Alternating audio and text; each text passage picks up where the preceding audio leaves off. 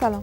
رئیس جمهور غنی میگوید صلح و آتش بس هدف مهم حکومت می باشد و حمایت ملل متحد را از روند صلح افغانستان مهم دانسته است. کمیته کنکور وزارت تحصیلات عالی نتایج امتحانات کنکور سال 1399 را اعلام کرد.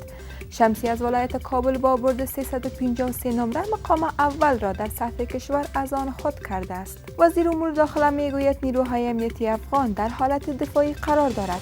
مسعود اندرابی گفته است گروه طالبان مسلح مثل همیشه به حملات تروریستی خود ادامه دادند که با شکست روبرو شدند. رئیس جمهور کشور اعتمادنامه‌های کشورهای پاکستان و دنمارک را پذیرفت.